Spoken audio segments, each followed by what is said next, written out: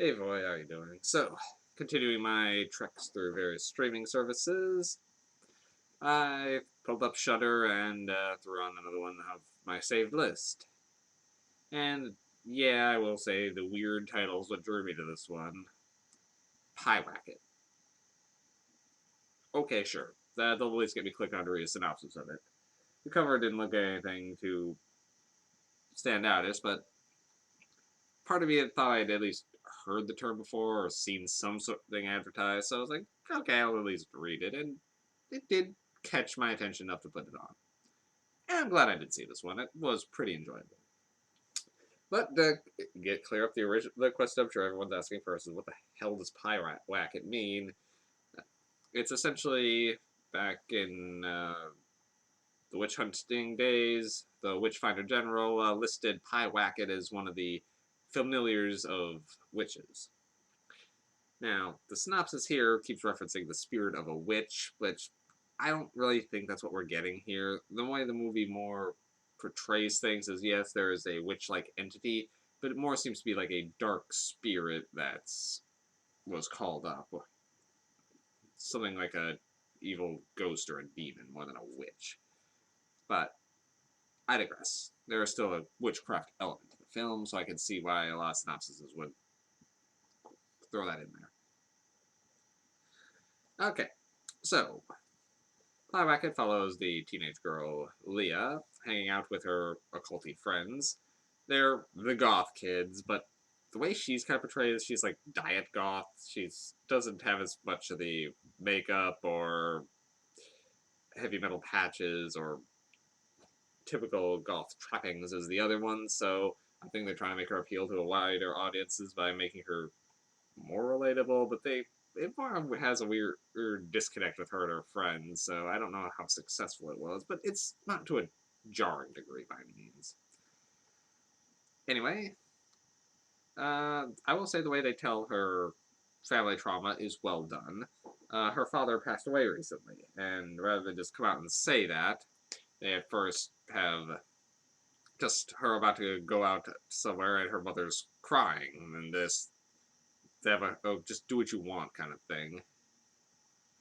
And a few squabbles back and forth, and eventually realize that okay, her father passed unexpectedly recently. As her mother has increasingly problems holding it together, she decides that she can't live in this house anymore and gets a place a couple hours away up north in the woods. Always a great idea in a horror film. And Leah is she's a teen in high school, so she's unhappy with having to leave her friends and going through the usual teenage rebellion aspects of that. Okay, cool. I will say sometimes Leah does come off as a bit of a brat, but not to an unbelievable things. It does make her a little bit hard to sympathize with sometimes for how much she is going, but the way the mother acts at times is distressing. So it is understandable why there is such tension between the mother and the daughter, which is which from a personal standpoint I found it very believable.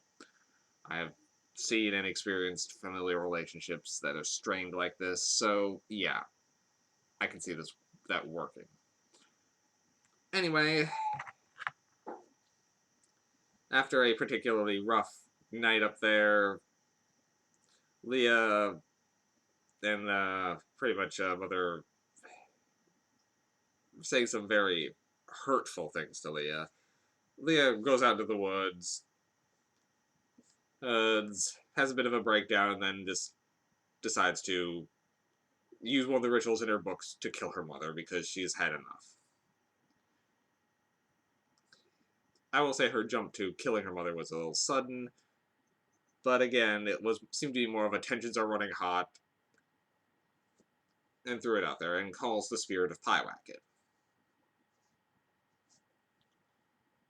Well, after she gets back, her mother notices some blood dripping and immediately realizes, oh, something is wrong. So I will say the mother does act very believably here. She immediately seems to respond because she sees her daughter essentially with a major cut on her arm or wrist, so it looks like she went out into the woods and hurt herself. technically not untrue, but she did it for a ritual, not as a suicide attempt. But her mother definitely treats it like that and becomes immediately backs down and starts trying to help. And which immediately puts her decision to kill her mother into a more uncomfortable light. And particularly from then on, the mother isn't nearly as bad, so once strange things starts happening, Leah is guilt-ridden over the fact that she called this thing to kill her mother. Now, as things escalate, her friend tries to stay over just to see what's going on and ends up completely traumatized. We never see exactly what her friend saw, and we never find out, but it is very well portrayed. And once things come to a head, I'm not going to spoil this one. I was able to call what was going to happen at a certain point, and I was right. But it was one of those things where I was like, I hope it's going this way because I wanted the movie to have the teeth that this ending would require, and it did. But I will say, once the spirit manifests and you get to see it doesn't disappoint. It looks creepy, but they don't linger on it too long for it to become uh, less scary. Like Lights Out had a problem with for me. I haven't reviewed Lights Out. I'll get to that at some point. But they, what you see of the creature is scary enough, and it's only seen in like 2 short bursts, and that is enough. I appreciate this movie's restraint. And I do like the ambiguous nature of a lot of things you see towards the end. There is some ambiguity of whether or not the events that transpire are because there was an evil spirit or because of Leah just having a hard time with things and whether it was a bit of a breakdown. I won't say exactly what happens, but I like that ambiguity. It could have really gone either way. Really, the thing that makes me believe it was a spirit was her friend's breakdown because her friend saw something. Maybe it was just Leah acting strange, because she definitely doesn't want to be touched by Leah after that. But it could also be because Leah conjured an evil spirit. So, I like that we don't completely know.